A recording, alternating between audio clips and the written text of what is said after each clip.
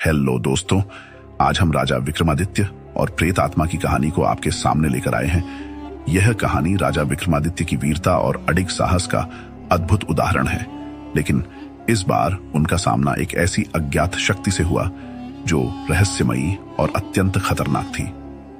रात के अंधेरे में एक अजीब सा सन्नाटा था। उज्जयिनी के राजा विक्रमादित्य राजमहल में विश्राम कर रहे थे। अचानक उनके महल में एक भयभीत सैनिक दौड़ता हुआ आया और राजा को बताया, महाराज, पड़ोसी राज्य में एक भयावह आत्मा ने कहर बरपा रखा है। हर रात लोग गायब हो रहे हैं और अगली सुबह उनकी लाशें मिलती हैं। प्रजा डरी हुई है और पड़ोसी राज्य के राजा ने आपसे सहायता की विनती की है। राजा विक्रमादित्य ने स्थिति की गंभीरता को समझते हुए स्वयं उस राज्य की ओर प्रस्थान करने का निर्णय लिया। रात का समय था और अंधेरे में कोई आवाज तक नहीं थी। रास्ते में विक्रमादित्य एक निर्जन गांव से गुजरे, जहां हर घर के दरवाजे बंद थे और कोई भी बाहर नहीं दिख रहा था। यह गांव अत्यंत डरावना और सुनसान था। राजा ने देखा कि हर घर के बाहर राख से बने हुए अजीबो गरीब निशान बने हुए थे। विक्रमादित्य ने अपने रक्षकों से कहा, यह जगह अवश्य ही किसी रहस्य को छुपाए हुए है। उन्होंने ध्यानपूर्वक निशानों का निरीक्षण किया और समझ गए कि ये निशान किसी तांत्रिक क्रिया का हिस्सा है। राजा ने साहसपूर्वक गांव के अंदर जाने का निश्चय किया। गांव के अंत में एक विशाल जर्जर हवेली थी।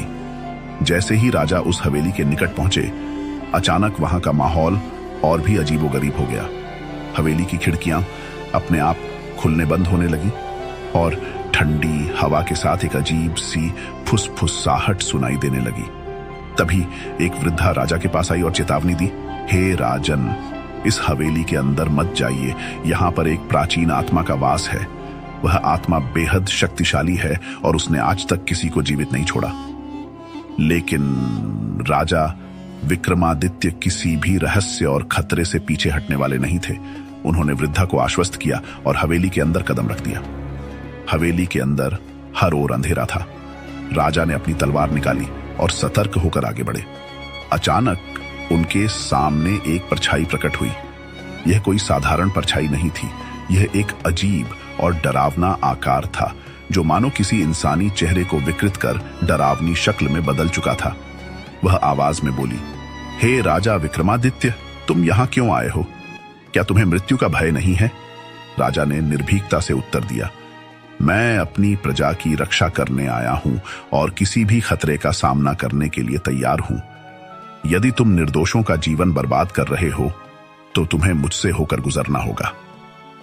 अचानक आत्मा ने अपने हाथों से एक अजीब रोशनी निकाली और राजा की ओर फेंकी। विक्रमादित्य तुरंत समझ गए कि यह एक जादुई प्रहार है। उन्होंने अपनी तलवार से उस रोशनी को काट दिया, लेकिन जैसे ही रोशनी टकराई, एक जोरदार विस्फोट हुआ और पूरी हवेली कांप उठी। विक्रमादित्य ने महसूस किया कि इस आत्मा में तांत्रिक शक्तियां हैं, परंतु वे निडर थे। उन्होंने अपनी तलवार उठाई और आत्मा पर प्रहार किया, पर आत्मा हवा में घुलती सी दिखाई दी और पीछे से हंसते हुए बोली, तुम मुझे हरा नहीं सकते राजा विक्रम। मैं काल के साथ बंधी एक प्राचीन आत्मा हूं।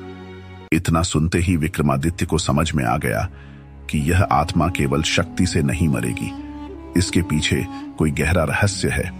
तभी उन्होंने देखा कि हवेली के एक कमरे में एक पुराना पीतल का घड़ा रखा हुआ है।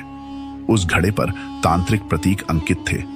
उन्हें आभास हुआ कि आत्मा का बल शायद इस घड़े में बंद है। राजा ने जल्दी से घड़े को उठाया और उसे अपनी तलवार से तोड़ दिया। जैसे ही घड़ा टूटा, आत्मा ने दर्दनाक चीख निकाली और उसके शरीर में झटके आने लगे। आत्मा चिल्लाई, तुमने मेरी शक्ति का स्रोत नष्ट कर दिया है राजा विक्रमादित्य। अब मेरी मुक्ति का समय आ गया है। इतना कहते ही आत्मा धुएं में बदलकर हवेली से बाहर निकल गई और देखते ही देखते हवा में विलीन हो गई। आत्मा का अंत होते ही हवेली में फैला सन्नाटा गायब हो गया और चारों ओर रोशनी फैल गई। विक्रमादित्य ने गांव के लोगों को इसकी सूचना दी और अगले दिन उन्हें राज्य में सम्मान पूर्वक वापस लाया गया। राजा विक्रमादित्य की इस बहादुरी की कहानी सुनकर हर कोई उनके साहस और वीरता का गुणगान करने लगा। उनके पराक्रम और विवेक ने एक बार फिर साबित कर दिया कि निडरता, बल और बुद्धि के साथ कोई भी अज्ञात शक्ति हार मान लेती है। इस कहानी से यह सीखने को मिलता है कि सच्चा साहस और बुद्धिमत्ता किसी भी रहस्य और भय से पार पा सकते हैं। राजा विक्रमादित्य का साहस हमें बताता है कि यदि आप निडर होकर किसी कठिनाई का सामना करते हैं तो आप अपने लक्ष्य तक अवश्य पहुंच सकते हैं। Thanks for watching.